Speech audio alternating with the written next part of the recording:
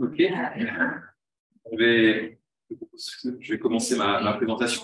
Alors, si vous avez la curiosité de regarder dans les résumés, j'ai fait un peu un pas de côté par rapport à ce qui était annoncé au départ, parce que vous avez vu le fil conducteur entre les trois premières présentations, c'était le numérique finalement. Et moi, c'était aussi mon intention au départ. J'étais plutôt sur l'axe 4 du colloque, et puis finalement, j'ai un peu versé vers l'axe 3, qui concerne plutôt l'accessibilité et la vulnérabilité des publics. Mais quand même, je vais aussi parler de numérique, vous allez voir, notamment en faisant écho à la présentation précédente. Il faut savoir qu'on a beaucoup parlé de continuité pédagogique pendant la période du Covid, de la pandémie.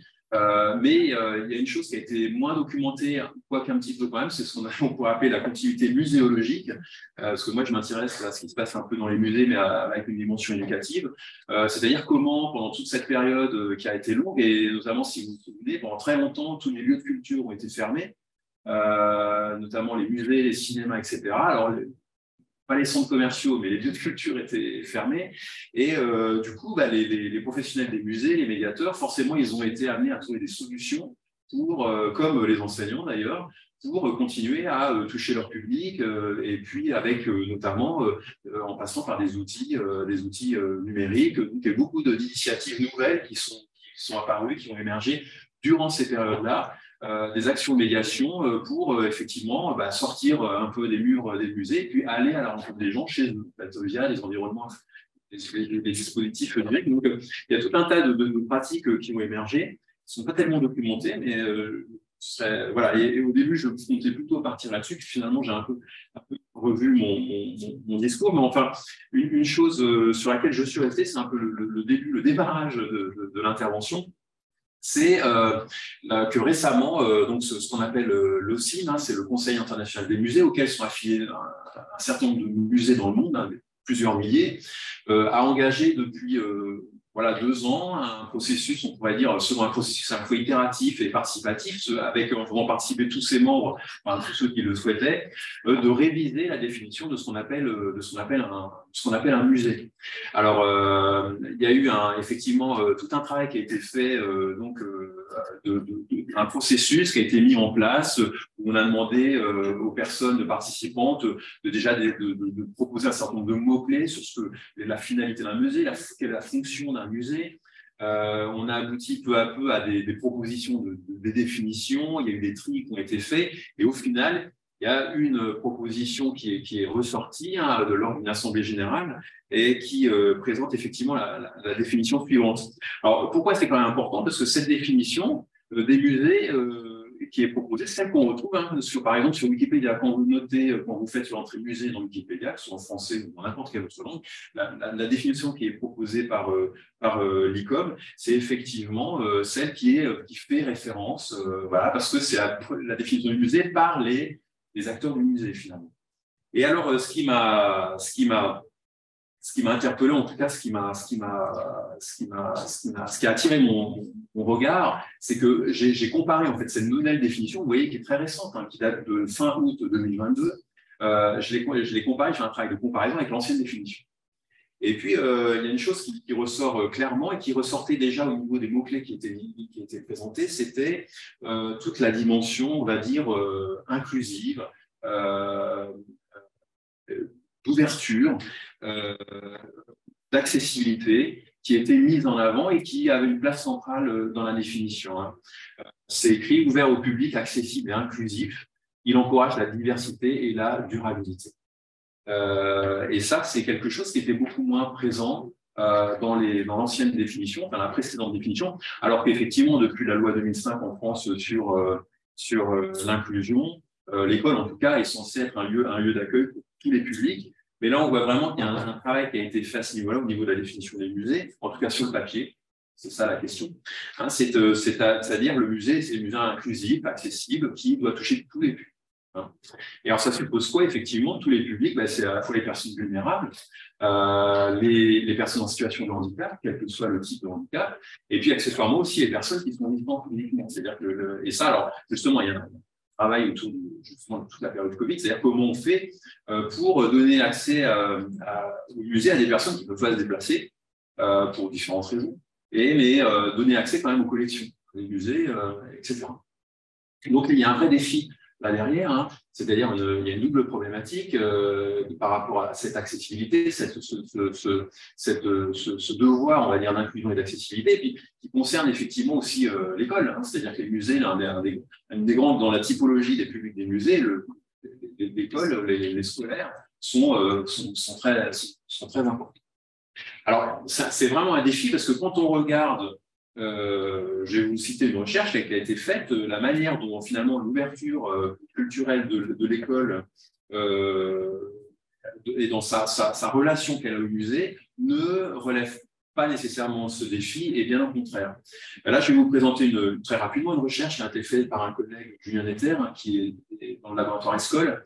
ESCOL, c'est un laboratoire de Paris 8 qui est vraiment spécialisé dans toutes les questions d'inégalité, en fait, l'inégalité scolaire. Et donc, il s'est intéressé finalement à cette question très large de l'ouverture culturelle de l'école, c'est-à-dire comment l'école négocie avec les espaces muséaux, avec la culture, un accès à la culture pour ses élèves. Et donc, il a fait un peu un travail longitudinal. Pendant 3 années, il a travaillé avec 7 écoles dans le contexte parisien. Et puis, il a regardé un peu tout ce que ces écoles proposaient sur le plan périscolaire en termes d'activités autour justement de la culture, les relations avec les musées, etc. Et donc, ça l'a amené à faire un certain nombre d'observations, 10 observations de visites de musées dans un cadre scolaire, donc des sorties scolaires en musée, on peut en faire avec les écoles. Et puis en particulier, donc, dans un article qu'il a publié, il va s'attarder sur une observation qu'il a faite lui-même avec une classe de CP d'une école en REP. Donc REP, c'est Réseau d'éducation prioritaire, à la Cité de l'Architecture. Donc c'est un musée à Paris qui propose tout un travail autour de l'architecture. Alors, dans cette classe de CP, l'enseignante avait engagé déjà un projet autour de l'architecture avec ses élèves, donc des élèves de CP, des élèves de 6 ans. Et puis, dans le cadre de ce projet, elle propose à sa classe, elle emmène sa classe faire une visite donc à la Cité de l'Architecture. Et alors, parmi l'offre éducative proposée par la Cité, CP, c'est petit, hein. Il n'y a pas grand-chose qui est proposé au catalogue, donc elle choisit une visite atelier sur le thème des animaux fantastiques. Alors vous savez, les animaux fantastiques, c'est aussi des animaux hybrides qu'on trouve souvent sur les portails des églises. C'est ces animaux, vous savez, qui ont une tête de taureau, un corps de salamandre, une queue de serpent. Enfin, donc elle fait un travail autour de ça qui n'était pas forcément relié avec le travail qu'elle faisait en classe, mais bon, c'est l'opportunité d'emmener ses élèves au musée et puis leur faire travailler sur cette thématique.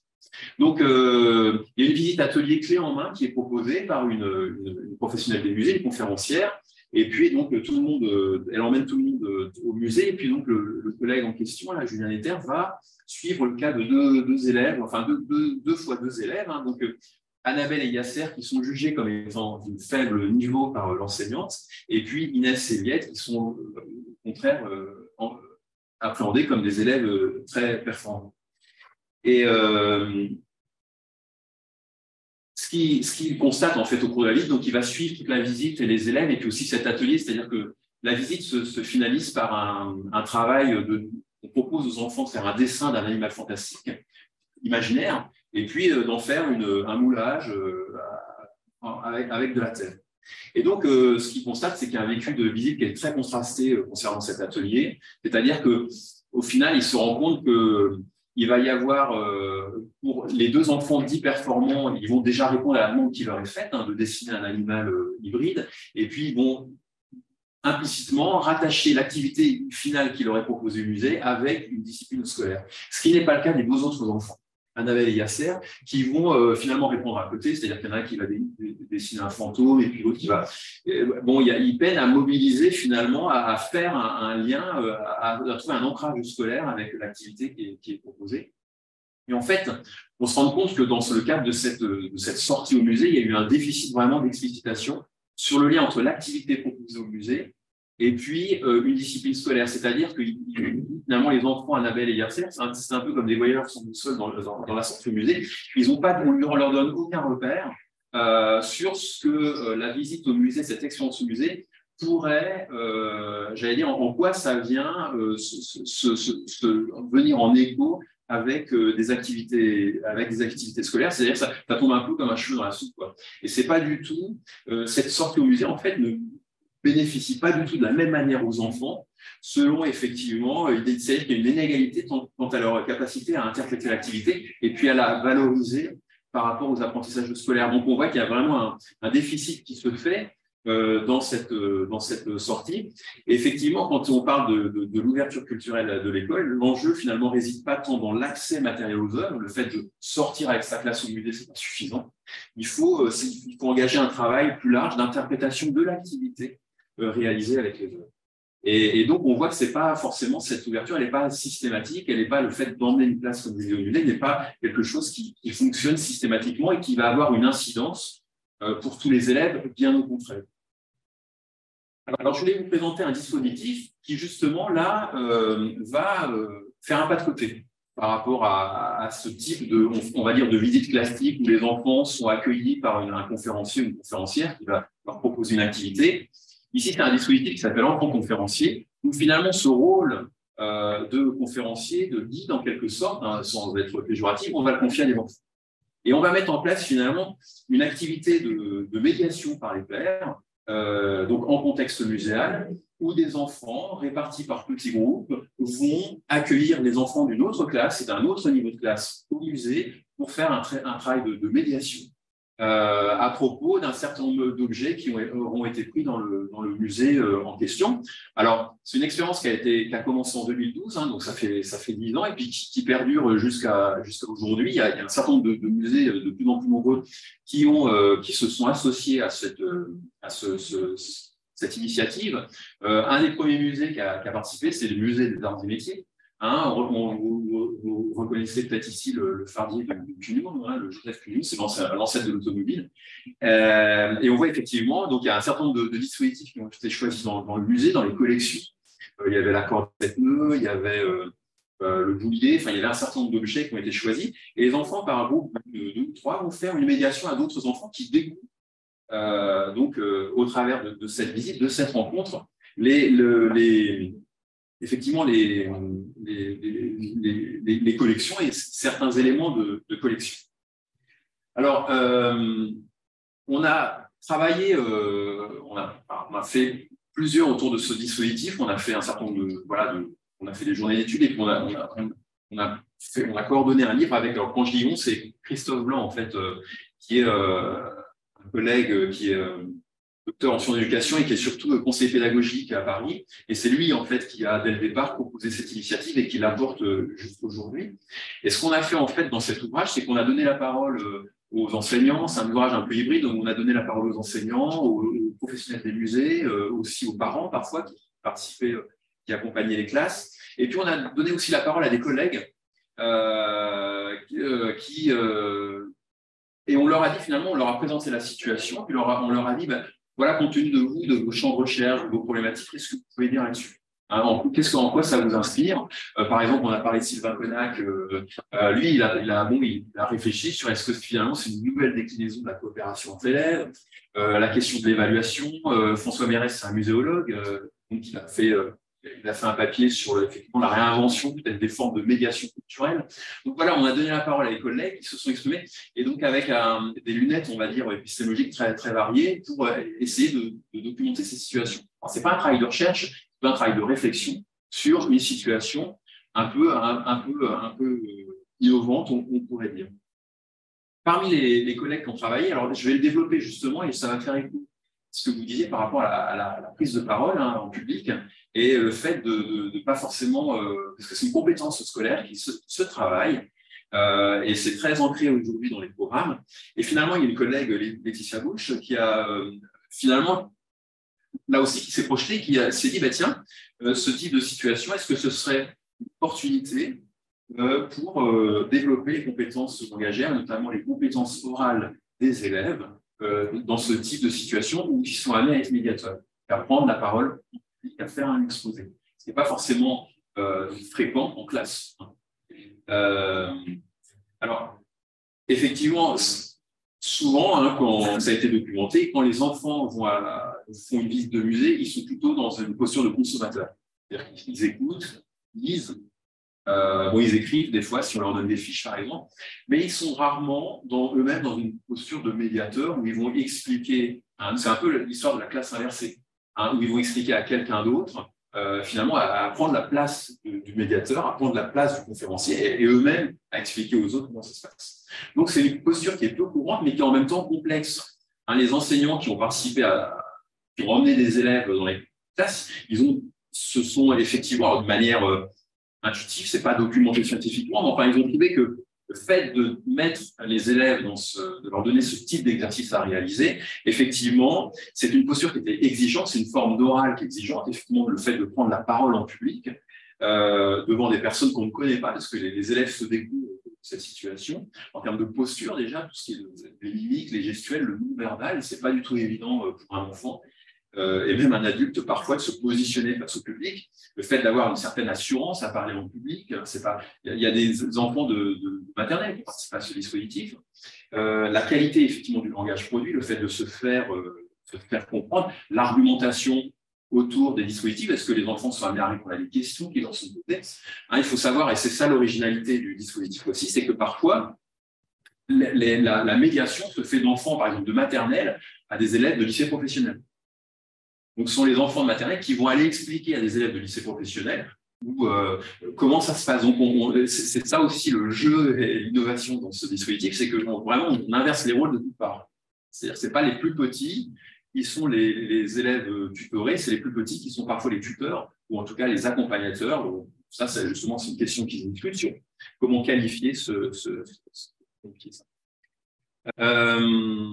effectivement, dans l'oral sentientil, je poursuis là-dessus parce que ça fait écho aussi à d'autres événements dans la semaine hein, sur la question du débat argumenté, donc toujours la prise de parole en public, la prise de parole avec les autres. Je disais, effectivement, c'est une posture qui n'est pas classique.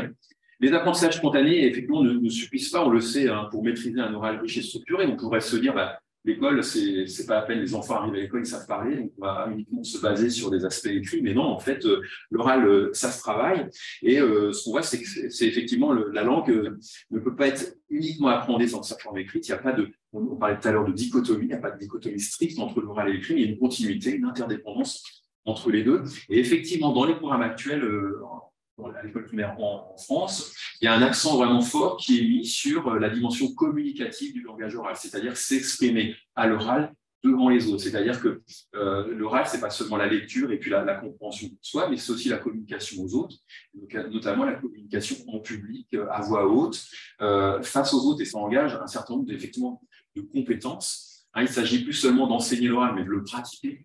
On parle de philosophie, c'est ça, on est dans la pratique de l'oral.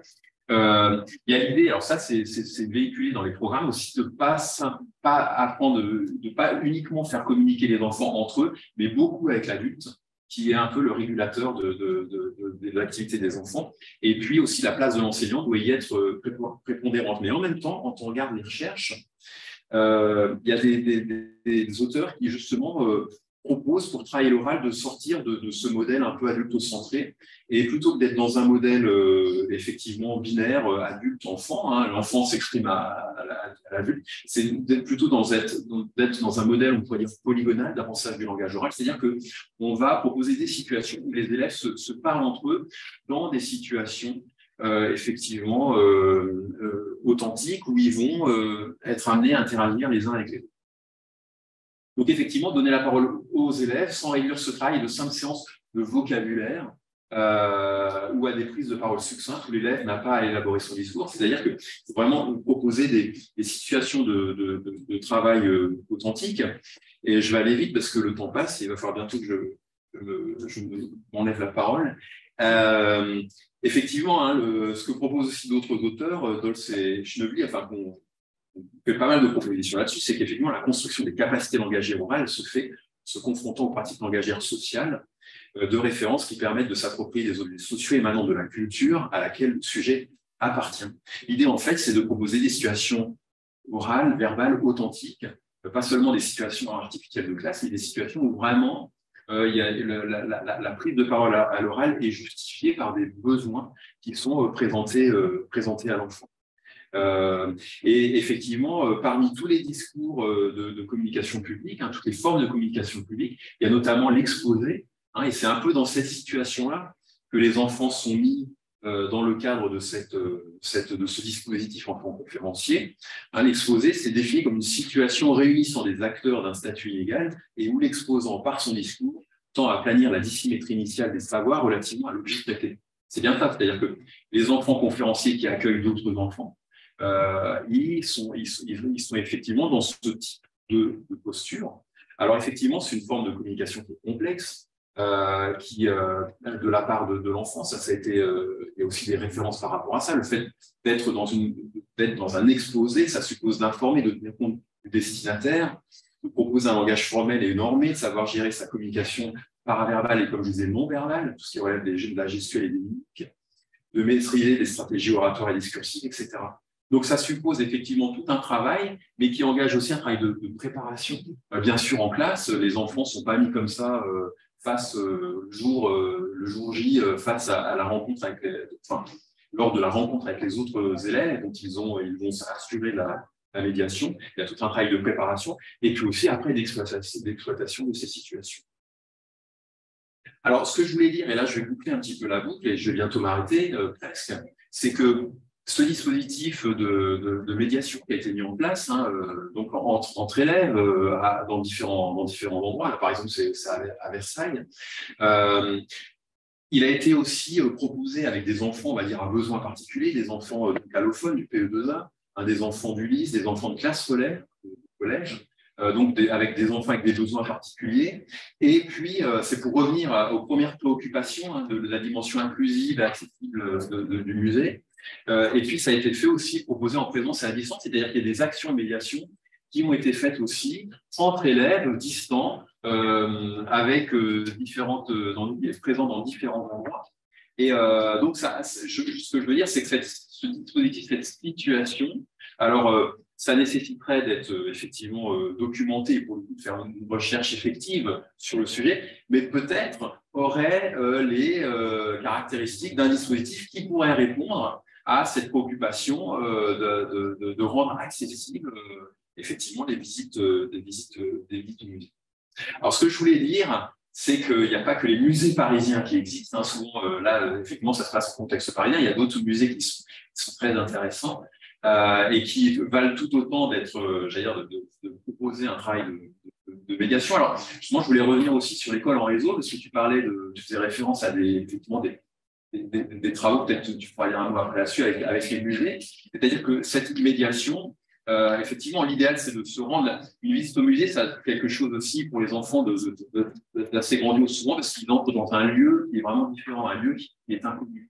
Ça a une dimension très particulière, mais faute de lieu, parfois, on ne peut pas se déplacer quand on n'a pas la possibilité de le faire. Les actions de médiation à distance peuvent quand même déboucher sur un certain nombre d'activités de classe. Là, par exemple, à propos du fardier de Cugnot, là, on a un travail qui a été fait par des élèves de CE2 et qui débouche par exemple sur des travaux. Vous voyez, là, c'est le changement d'état de la matière, puisque c'est le passage de l'eau à la vapeur pour actionner le piston, à des activités qui sont périphériques, notamment par exemple en sciences ici, autour des structures. Voilà, donc je vais m'arrêter ici. Moi, voilà, c'était juste de vous présenter ce dispositif et pour proposer peut-être un pas de côté par rapport à ce qui se fait d'habitude en termes d'ouverture culturelle de la part de l'école. Voilà, je vous remercie.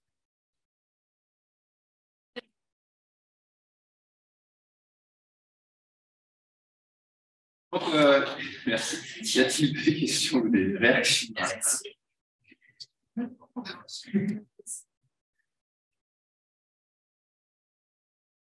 Oui, oui. Ouais, c'est vraiment super intéressant. C'est par rapport à la pêche que tu tendais, dans ce qu'ils font dans l'école en réseau, c'est quand même un petit peu moins approfondi au niveau des interactions. Moi, tous les projets que je connais, en fait, ce qu'ils font, c'est qu'ils échangent avec des musées pour co-développer des interventions en ligne avec les élèves après qui se connectent à leur recherche. Tu vois, l'implication des élèves est quand même un petit peu moindre que dans le contexte où c'est eux qui doivent présenter. D'accord, en fait, c'est les musées et les enfants qui font un travail commun, c'est ça? Ouais, c'est ça. Mais, en fait, la structure École en réseau fait un travail avec les conférenciers, mais préparé, les conférenciers, les musées, les animateurs de musée, et préparés à accueillir des enfants en ligne. Qui réfléchissent ensemble aux activités qui vont sortir des enfants. Puis ensuite, dans un deuxième temps, tout le monde rencontre les enfants et puis font comme des visites virtuelles et des activités virtuelles, des activités qui découvrent. Ouais. Et c'est moins impliquant pour les enfants que d'aller dans le musée et puis de se balader. Ouais. Ouais. Oui. Voilà. Moi, je me posais la question, est-ce que tous les musées sont susceptibles de pouvoir être le support de ce type d'activité? Là, on voit bien avec un musée technique ou avec le musée d'architecture, est-ce qu'un musée classique avec des œuvres d'art impliquant la maîtrise, de référence, voilà, ça marche aussi. Ou est-ce qu'il y a des types de musées qui sont plus ou moins adaptés d'une part et puis surtout préparés? Là encore, alors, les musées qui s'inscrivent dans ce dispositif, ils sont partenaires, donc il y a un travail qui se fait avec eux. Il y a un travail de préparation qui se fait évidemment avec eux, s'ils sont partants pour le faire. Il y a des musées comme il y a le musée d'Orsay qui a participé, le musée Rodin, le musée.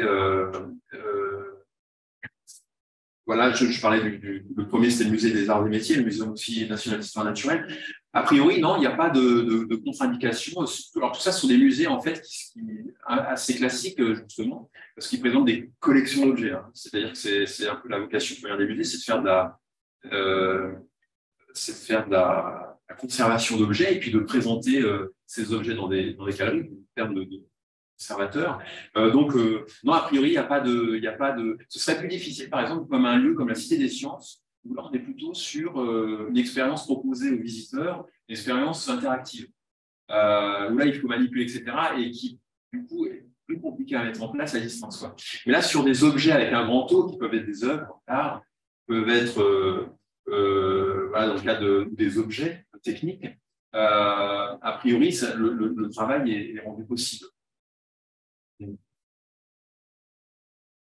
là, par exemple, on voit un élève, alors c'est dans le salon de la guerre, hein, à Versailles. Il y a un salon de la paix aussi, où il explique, alors il y a une représentation énorme de Louis XIV sur son cheval, et donc il donne des éléments de contexte sur cette représentation-là.